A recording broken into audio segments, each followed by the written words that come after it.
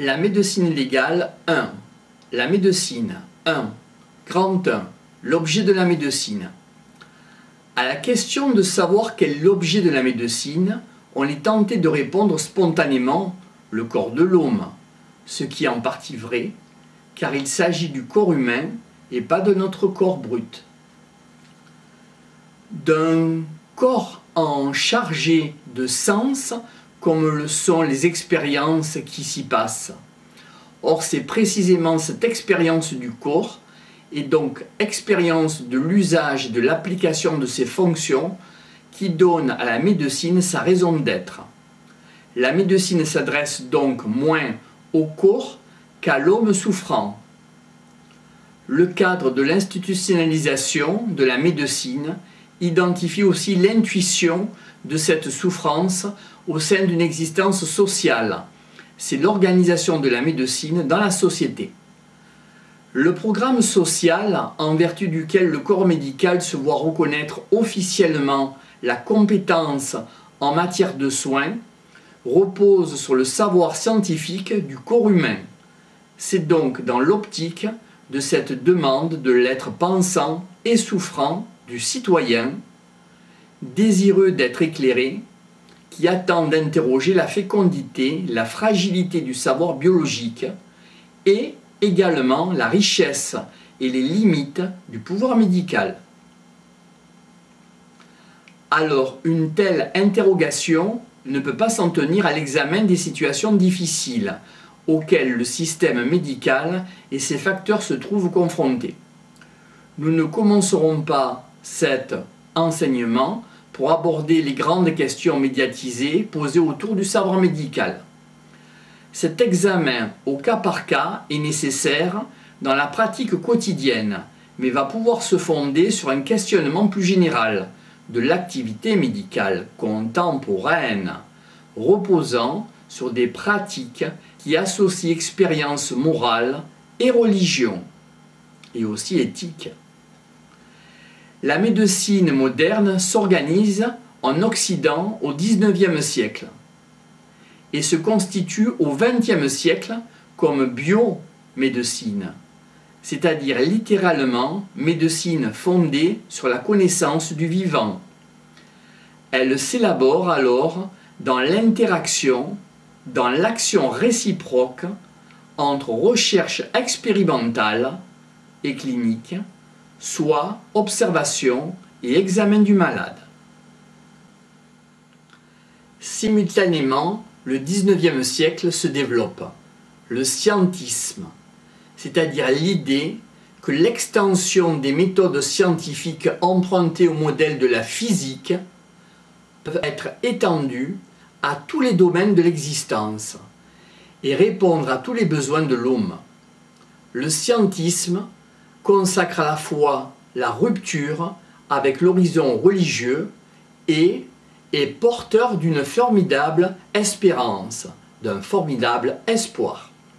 Cet espoir s'est fissuré dans la seconde moitié du XXe siècle. Et cette position scientiste, qui n'est pas une position scientifique, mais une position culturelle, va faire l'objet de critiques violentes. Aujourd'hui, il y a quand même de très grosses remises en question d'un modèle médical. L'analyse de cette position passe par un questionnement allant vers deux directions. Un questionnement épistémologique et un questionnement anthropologique. Remarque, les termes se terminant par le suffixe logique se traduisent généralement par science, donc l'épistémologie est littéralement la science de la connaissance. L'anthropologie est la connaissance de l'homme. L'épistémologie est l'examen critique des principes, des hypothèses et des résultats de diverses sciences. Il s'agit de déterminer l'origine logique des savoirs scientifiques, leurs sources historiques et aussi leurs valeurs et leurs pensées. Les sciences de l'homme étudient l'homme dans son devenir concret, dans son histoire et sa vie quotidienne. La médecine ne se réduit pas à la science biologique qui la fonde. Elle se réalise avant tout dans une pratique. L'interrogation de la médecine est indissociable du questionnement de la finalité, c'est-à-dire l'analyse de l'appréciation de la valeur de la connaissance. Grand 2. Les racines culturelles de la biomédecine. Pourquoi s'interroger sur les racines culturelles de la biomédecine? La nécessité d'interroger les racines culturelles des représentations au point de vue médical concernant la santé et la maladie est confortée concrètement par 4 difficultés auxquelles le monde médical commence à être sensibilisé. 1. La première difficulté est le lien entre les phénomènes organiques et les phénomènes psychiques dans les troubles somatiques. Pour prendre en considération cette interaction, il faut trouver des outils permettant de rechercher comment l'aborder et comment en tenir compte. 2. La deuxième difficulté est l'exigence pour le médecin d'assumer la souffrance qui accompagne l'expérience de la maladie. Assumer la souffrance, c'est apprendre à la reconnaître et également contribuer à la soulager. Or, cela suppose que l'on reconnaisse la dimension significative de la maladie et la dimension des moyens mis en œuvre face à la maladie. 3. La troisième difficulté est la revendication légitime née de la moitié du XXe siècle du sujet malade, à être éclairé et à prendre part activement aux positions de guérison, d'où la communication.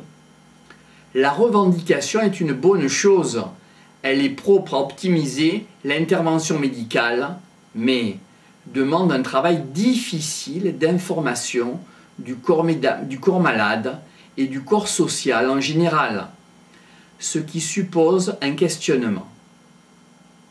Ce travail d'information et de communication passe par une réflexion sur la position du médecin à l'égard du malade.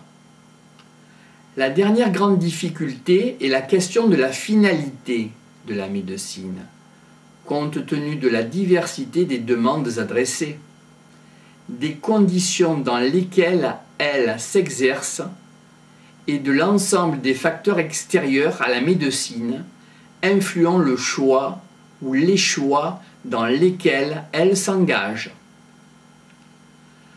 Revenir à une interrogation sur la nature de la médecine, alors qu'elle est aujourd'hui inscrite dans un certain modèle de recherche scientifique et simultanément dans les pressions économiques et financières écrasantes, implique une sorte de conversion du regard. Ce questionnement de jugement médical passera donc par l'analyse d'un certain nombre de concepts constitutifs de notre rapport à la médecine. L'interrogation de la valeur et de la validité d'une démarche médicale suppose que l'on s'interroge sur des concepts très symboliques comme le concept de santé, de maladie, de thérapeutique, mais aussi sur des concepts de vie, d'existence. Ce sont des notions qui ne sont pas si simples, mais qui sont très symboliques. Alors, parce que la médecine est impliquée dans la vie quotidienne privée et publique, parce qu'elle repose toujours sur une certaine définition de la vie et participe à la construction de la notion de vie, elle s'inscrit dans une tradition, dans un certain mode de pensée. C'est pourquoi on peut parler de médecine occidentale, on peut parler de médecine chinoise, on peut parler de médecine arabe, on peut parler aussi d'autres médecines. En d'autres termes, l'activité médicale n'est pas une activité autonome. Elle n'est pas indifférente aux autres réalités, non, dans lesquelles elle s'inscrit complètement. De la même manière, le discours médical n'est pas autonome à l'égard des autres représentations. Non.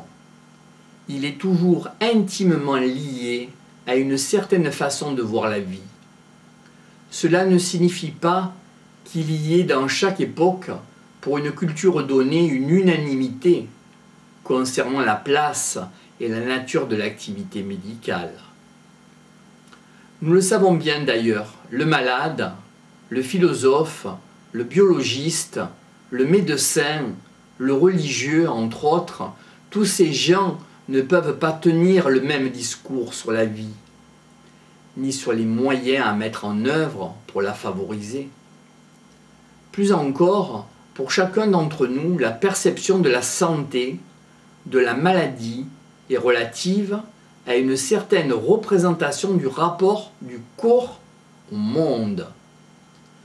D'autre part, l'acte médical implique un rapport entre sujet, médecin, malade, différent suivant la façon dont chacun est situé dans l'espace social. Il faudra aussi s'interroger sur ce rapport consécutif de l'ordre médical. Enfin, la profession médicale, l'évaluation de sa fonction, de sa finalité, s'inscrit aussi dans une réalité politique et économique. Au seuil d'une réflexion concernant le fondement, les possibilités et les limites de l'activité médicale, il paraît essentiel, en premier lieu, d'élucider les assises de la représentation biomédicale de la médecine. Biomédecine qui tend à se poser comme universelle, mais qui cependant est aussi le produit d'une construction culturelle et historique. Dans la mesure où la notion de biomédecine désigne une médecine fondée sur la connaissance de la vie, cela suppose que l'on clarifie le rapport entretenu par la médecine avec les autres formes de savoir en Occident, c'est-à-dire la philosophie et les modes de connaissance qui désignent les sciences exactes et les sciences humaines. Cette confrontation entre médecine philosophique, sciences exactes et sciences humaines nous permettra de distinguer le discours médical lui-même, qui n'est ni de la philosophie, ni de la science, ni des discours tenus sur la médecine. C'est au 5e siècle avant Jésus-Christ que s'élabore en Occident un discours médical autonome. À cette époque, la philosophie atteint sa plus haute influence dans le monde grec. Cela ne signifie pas que le développement donné instinctivement par Hippocrate et Platon à la médecine et à la philosophie aurait été le seul possible. Ni l'un ni l'autre n'inaugurent la démarche rationnelle dans la pratique et dans la connaissance. Ainsi, une médecine s'appuyant sur le raisonnement et l'observation existait déjà bien avant Hippocrate, parallèlement à une médecine magique et religieuse.